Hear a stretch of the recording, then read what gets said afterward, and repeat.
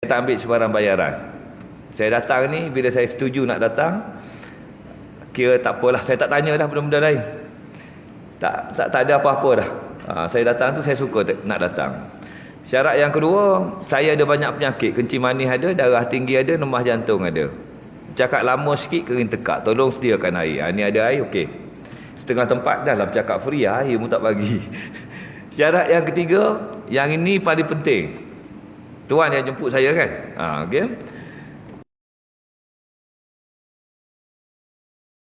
Duduk ceramah ni, maka tuanlah kena uruskan jenazah saya.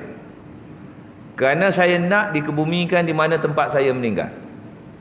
Tak payah hantar saya balik ke Shah Alam, tak payah hantar balik ke Segamat, rumah mak mentua saya, tak payah hantar balik ke Besut, rumah saya, rumah ayah mak tak ada dah. Rumah saya di Besut. Sekarang tinggal di Shah Alam. Tak payah. Kebumikanlah di mana tempat yang paling hampir. Anak-anak saya, keluarga saya semua dah tahu dah. Saya beritahu pada anak saya, ayah pergi, ayah tinggalkan 3 perkara. Ilmu yang bermanfaat, amal jariah, anak yang soleh yang mendoakan ibu bapa. Jangan risau tentang kubur ayah, risaulah untuk jadi anak yang soleh yang mendoakan ibu bapa. Berapa ramai di antara tuan-tuan ini yang ayah mak dah tak ada dah, tapi tak cukup datang semayang ke masjid rumah Allah. Rasulullah sallallahu alaihi wasallam bersabda, dia kata apa? Hari ni aku tak nak jadi imam, aku nak suruh para sahabat jadi imam, aku nak pergi cari rumah-rumah di sekitar ini yang tak datang solat berjemaah di masjid, aku nak bakar rumah dia. Anak lelaki saya pesan sangat-sangat, jangan solat bersendirian. Jangan solat di rumah, solat di rumah. Solat isyak dia solat kat mana? Hadis ni hadis sahih. Tapi kita tuan-tuan, alhamdulillah, mazhab apa? Mazhab apa kita? Mazhab Syafi'i. Mazhab Syafi'i fardu kifayah solat berjemaah ni. Maksudnya tuan-tuan buat dah ni, anak di rumah tak berdosa. Faham Cucu kita ada kat rumah tak berdosa. Tapi tetap juga nak kena bakar tu. Tetap juga antara beriman dengan munafik. Hadis tu tak hilang. Sebab itu mazhab-mazhab lain haram. Kena semayang di rumah Allah orang lelaki. Amaran tu bukanlah dibakar sungguh. Amaran nak menunjukkan solat berjemaah tu. Ini untuk orang lelaki. Orang perempuan tak apa. Tempat yang paling afdal bagi wanita untuk solat di mana? Di mana tuan? Rumah. Jawab cepat tapi salah. Pasal apa tuan-tuan boleh jawab? Sebab tuan-tuan selalu datang belajar lah tu. Tapi bila orang tanya, tukar jawapan. Sebab tu masa belajar dulu periksa tak dapat 100. Dapat 90, 70 mesti ada salah kan? Pasal apa? Tukar jawapan lah tu. Baik. Hadis yang tuan-tuan rujuk tu, dia kata apa? Terjemahan dia. Tempat yang paling afdal bagi wanita untuk solat adalah dalam bilik tidur. Pasal apa kita tukar jadi rumah? Rumah merupakan juzuk yang lebih besar daripada bilik tidur. Tuan-tuan orang kaya ada 6 bilik tidur. Dalam satu bilik tidur boleh ambil wuduk. Engkau solat kat situ orang perempuan. Tetapi hadis tu tak habis lagi. Tempat yang paling afdal bagi wanita untuk solat adalah dalam bilik tidur. Tetapi kalau dia nak pergi ke masjid, jangan dihalang. Nampak tak indahnya Islam tuan-tuan? Dekat situ pula kita dah tahu dah Islam ni bijak. Orang perempuan dia bagi macam tu. Orang lelaki antara beriman dengan munafik. Isyak dengan subuh. Rasulullah nak bakar rumah kita kalau tak datang. Sebab itu tuan-tuan, saya pergi ni, saya bermusafir ni. Saya dah jamak dah. Jamak kasar jamak dengan Zuhur kan? Dengan Zuhur pula. Dengan Isyak. Subuh boleh jamak tak? Tuan-tuan, subuh boleh jamak tak? Tak boleh dah tu. Kena datang semayang lah. Sebab tu saya suka kalau kata subuh ada orang panggil kuliah subuh, memang kena pergi semayang. Ini kita jaga, kita orang lelaki. Baik. Tajuk hari ni saya ambil tajuk yang mudah sikit lah. Seminggu di syurga. Tuan-tuan pernah rasa masuk syurga? Tak pernah Saya pernah rasa. Tapi nanti kita cerita yang tu dah. Saya nak cerita yang ni dulu. Seminggu di syurga ni. Baik. Gambar tu, yang perempuan tu orang hitam tu, orang Sudan. Nama dia Ibtisam. Buku ni dia tulis Ibtisam. Ablah tu maknanya cikgu. Dalam bahasa Arab untuk orang perempuan cikgu Ibtisam. Ablah. Tengok Ablah Ibtisam.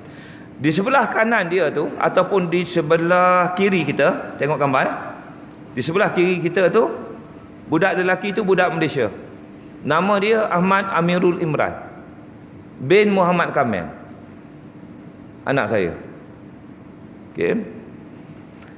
Amirul ni anak nombor 3. Pada tahun 2011 saya telah ditawarkan untuk bekerja di Madinah.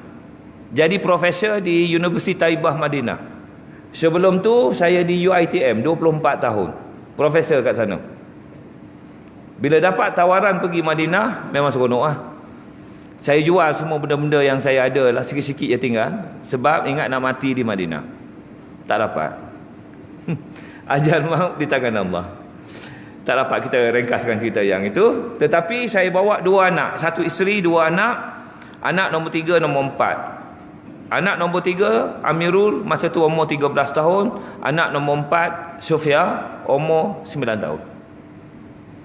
Bila pergi ke sana, cita-cita sebagai seorang ayah, saya nak anak saya ni jadi pakar bahasa Arab, pandai bahasa Arab.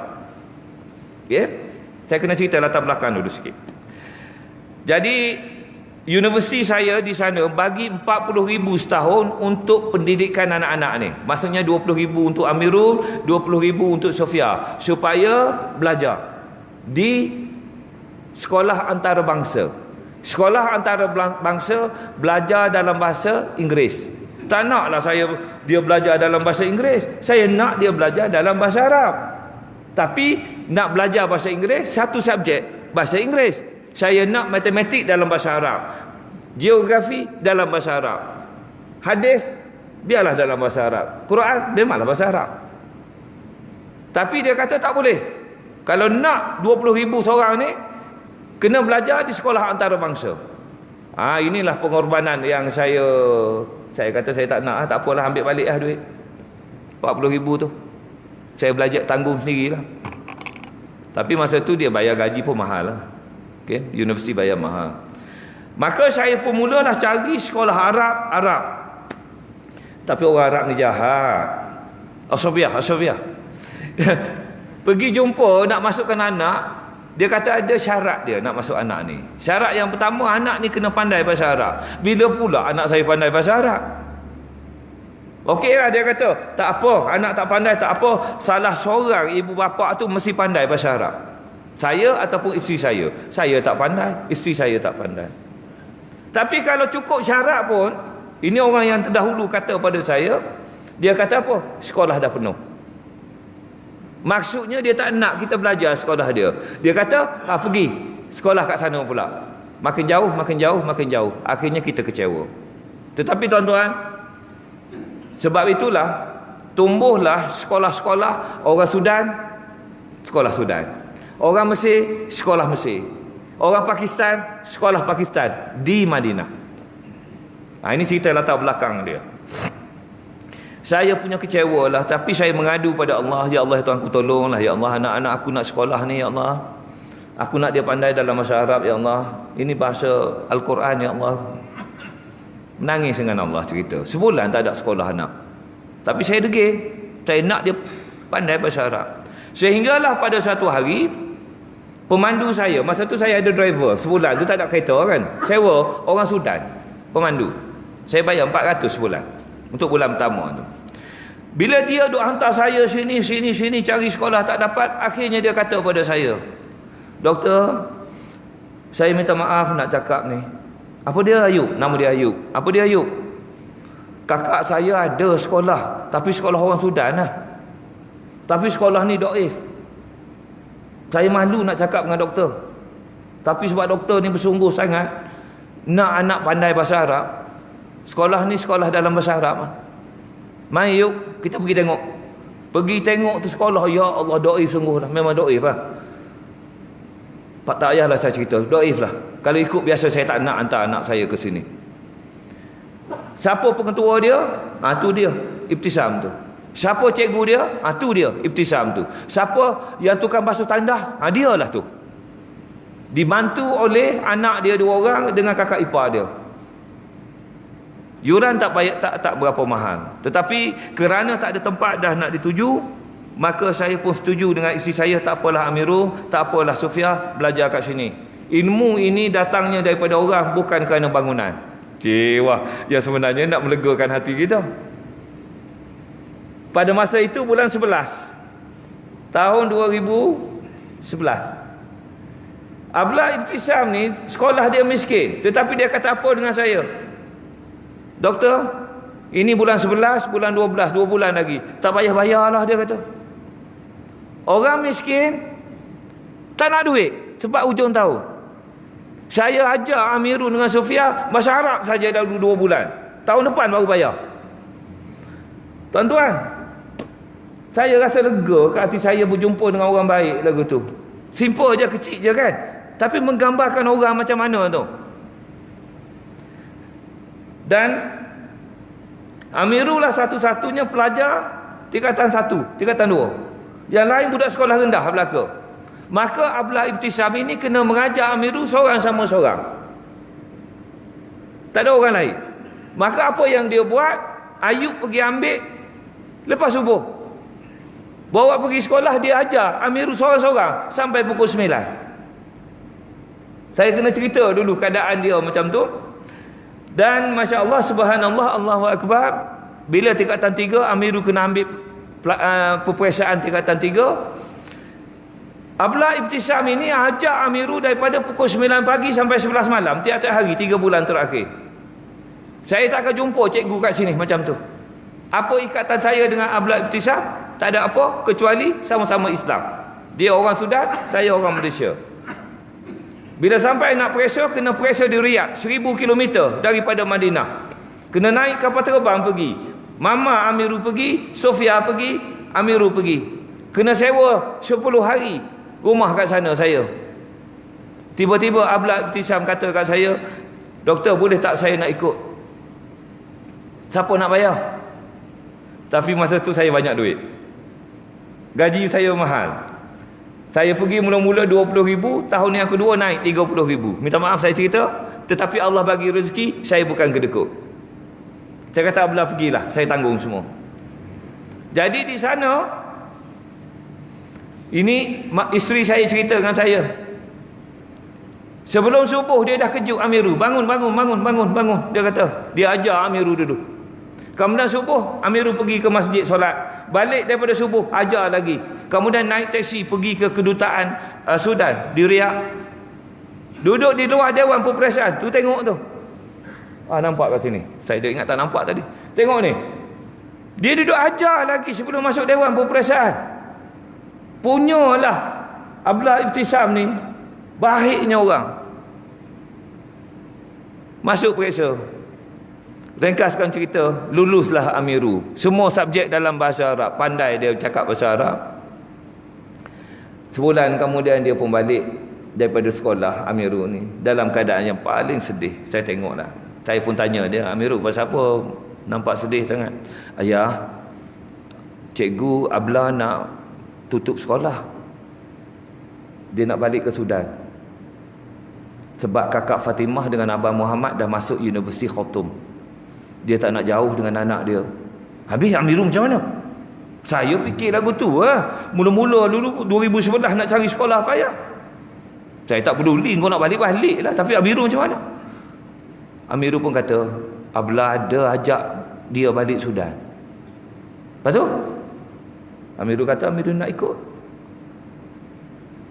Anak saya nak ikut balik Sudan. Sedangkan Sudan pada masa tersebut tak adalah negara yang paling teruk, tengah berperang utara dan selatan. Panah dia panah sungguh-sungguh dan orang susah kat sana. Saya okey je. Ayah orang lelaki okey, ayah okey, anak lelaki, pergilah kau nak belajar. Tetapi mama dia menangis. 3 hari mama dia sebab memikirkan nak berpisah dengan anak lelaki. Ayah je ni bagi macam tu je. Masuk hari ketiga, isteri saya kata pada saya, yang saya dah redha. Saya pun kata, redha apanya lepas 3 hari? Redha-redha ni bila kita diuji terus redha. Itu topik lain. Tapi nak ceritanya, kita sendiri dalam kehidupan kita, bila berlaku apa-apa, kita kata kita redha selepas 2 minggu. Selepas kita dah mengutuk dah. Dia tu naik pangkat pasal apa? Pasal bodek. Dia tu naik pangkat pasal gini. Last sekali baru kata, saya redha. Dia tak dapat naik pangkat, tapi duk kutuk 2 minggu. Redha apa lagu tu? Saya pun tanya, pasal apa yang awak redha Dia pun baca ayat Quran. Sebab bini saya ni hari-hari baca Quran dengan terjemahan. Itu satu kelebihan. Dalam surah Al-Qasas ayat 7, dan kami ilhamkan kepada ibu Musa, susukanlah dia. Dalam pada itu, jika engkau takutkan sesuatu bahaya mengenainya dari angkara Firaun, maka letakkanlah dia dalam peti dan lepaskanlah dia ke laut, dan janganlah engkau merasa bimbang dan jangan pula berduka cita. Sesungguhnya kami akan mengembalikan kepadamu dan kami akan melantiknya menjadi salah seorang dari rasul-rasul. Mak Nabi Musa diberi ilham oleh Allah SWT supaya meletakkan Nabi Musa dalam kotak, hanyutkan dalam sungai Nil. Dan mak Nabi Musa buat. Pasal apa awak nak sedih? Yang anak kita ni nak ikut Abla, cikgu dia yang mengajar hadis, yang mengajar Quran, yang mengajar matematik. Masya Allah. Tuan-tuan, berapa ramai orang Kota Baru, orang Kelantan nak dapat Unimas, tak nak hantar pergi Unimas. Saya pengarah UiTM Johor dulu, orang datang minta tolong macam-macam nak masuk UiTM. Saya tolong semua, boleh kata 100% saya tolong. Tiba-tiba anak dapat perleh, datang jumpa lagi, Prof, boleh minta tukar tak? Anak saya dah dapat ni perleh, boleh tak minta tukar? Insya-Allah. Saya tengok, saya kata apa? Mu ni tak reti sebut Alhamdulillah ke? Saya kata direct, saya tak peduli. Mu ni tak reti ke? Tak boleh ke sebut Alhamdulillah? Kita ni tak pernah puas hati. Saya geram kalau jenis orang lagu tu. Saya tak peduli. Orang minta tolong, letak dalam kotak aja, letak situ, tak payah jumpa saya. Semua sekali saya tolong. Saya tahulah UiTM macam mana. Ada tempat-tempat kosong. Ada seorang Haji nak cerita, dia datang pejabat saya, nak jumpa je. Saya kata tak payah, letak dalam kotak tu je. Pembantu saya tahulah. Dia kata anak dia nak farmasi. Prof, tolonglah, dia kata anak nak farmasi. Berapa anak dapat? 6A. Oh, minta maaf, 6A tak boleh farmasi. Farmasi, medical, gigi, perubatan gigi apa semua dia nak 9A, 10A. Tetapi ini senarai yang boleh saya tolong. Semua banyak senarai ni yang masih lagi kosong. Alah Prof, dia kata saya ni, anak saya memang minat farmasi sungguh ni. Tak boleh. Yang boleh saya tolong, saya tolong. Farmasi nak 9A, anak puan ni 6A je, tak boleh. Tolonglah Prof. 3 kali dia kata lagu tu, saya pun kata, puan balik, buka UiTM sendiri, buat masuk anak. Dah, orang tak kerti bahasa. Kita ada peraturan kita. Jangan suruh saya langgar peraturan tu. Saya tak akan ambil tempat orang. Berdosa. Baik. Jadi tuan-tuan dan puan-puan, ringkaskan cerita. Saya pun pergilah hantar Amirul ke Sudan. Saya, semua adik-beradik semua pergi. Pasal Amirul ni tak balik dah 3 tahun ni. Pergi Dubai, daripada Dubai pergi ke Khartoum, lapangan terubahan dia sampai. Ya Allah, kecil lah, memang kecil sungguh. Keluarlah, nampak kat luar sana Abla dah datang, dah angkat tangan macam ni, dia seronok dah, dia dah tunggu sana. Saya pun pergi kat dia, tolak barang apa semua. Saya pun tanya dia, kita ni naik apa? Kalau tuan-tuan pergi ambil orang di airport, bawa kereta ke tidak? Bawa. Orang Sudan mana ada kereta? Dia pun kata apa? Ni tengah cari kereta ni. Saya 7 orang, nenek Amirul pun pergi, 7. Dia seorang 8. Abang dia pun datang, 9 orang. Cari-cari jumpa Hilux pick up tu kan. Dia pun duduk bincang dengan pemandu, setuju. Saya pun bisik lagi dengan dia. Abla ambil berapa kereta? Dekat Sudan 1 cukup. Dia kata dekat Sudan 1 Hilux tu dah cukup. 9 orang dengan beg 16 ada. Saya pun, ya Allah, ni kedudukan dia. Dia atur semua. Dia Amirul duduk bahagian belakang. Dia kata, Amirul, awak jadi orang Sudan sekarang, duduk belakang, jaga beg tu. Saya duduk dalam kereta tu, saya kata apa? Mampus anak aku. Baik tuan-tuan, 3 tahun Amirul duduk sana, dia jaga. Sehinggalah Amirul lulus betul-betul. Masa tahun akhir, dia beritahu saya, dia kata saya dah siapkan untuk Amirul masuk universiti belajar bahasa Arab saja.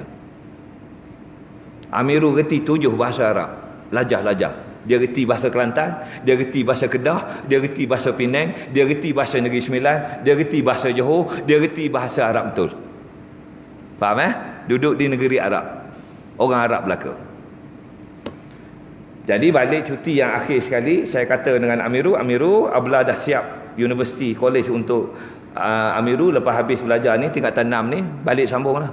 Ayah, Amirul tak nak jadi Tok Syekh. Tahu orang Kelantan kata Tok Syekh ke apa kan? Tok Syekh ni ulama lah. Saya darah tinggi, darah naik Habis Amirul nak jadi apa? Amirul nak jadi chef. Tahu chef? Tukang masak.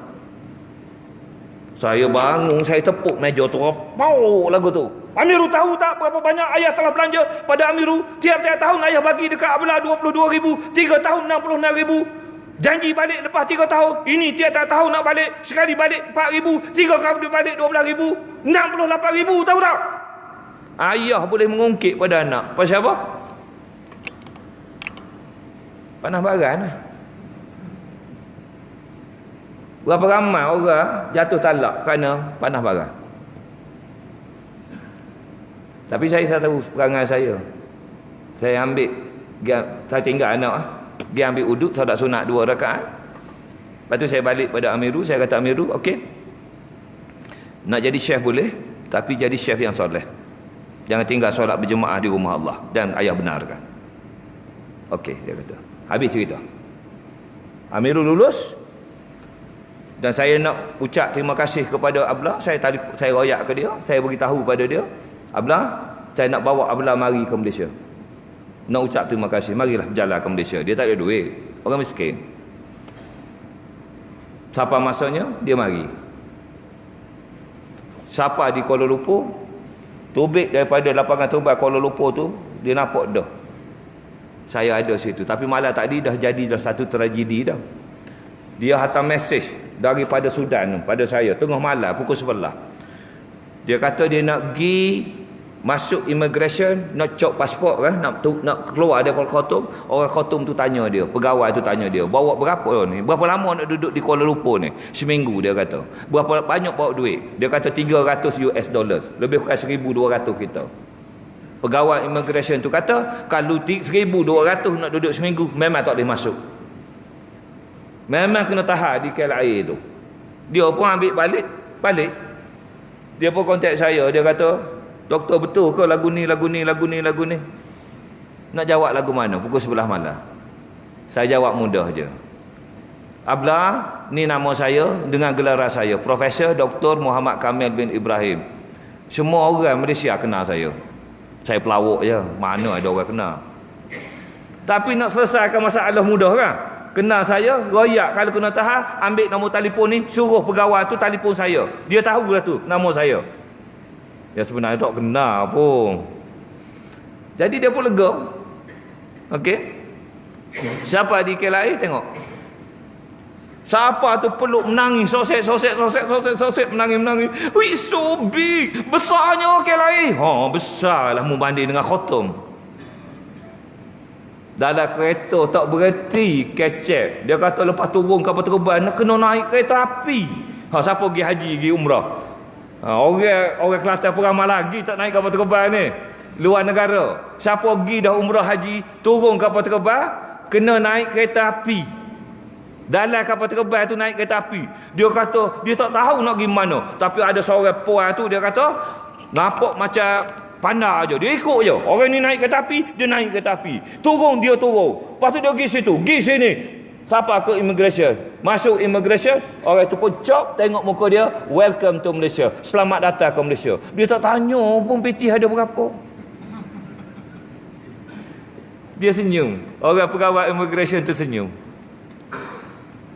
Tuan-tuan, jadi Masya Allah, Subhanallah, saya kata Abla akan duduk rumah saya.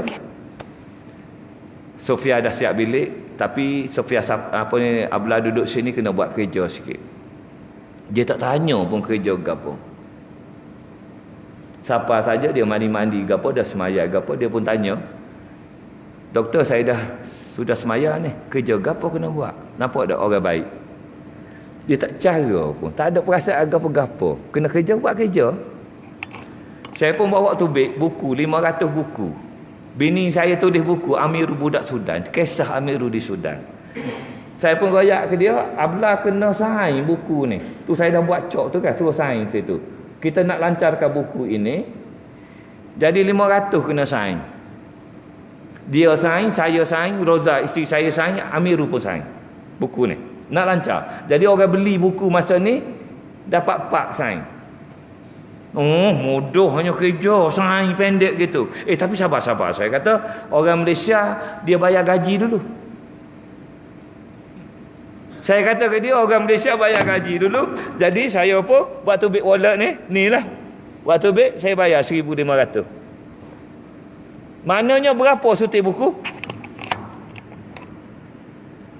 500 buku saya bayar 1,500. Berapa? Cekira ke? Ya Allah, matematik lemah belaka pokok ni.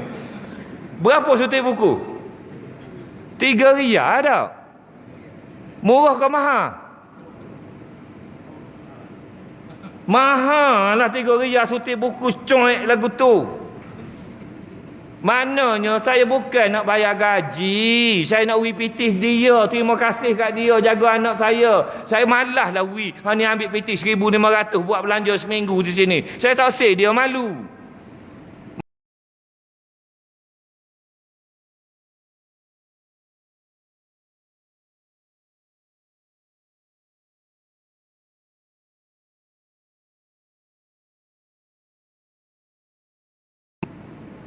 Dia meneleh air mata, dia kata tak pernah berlaku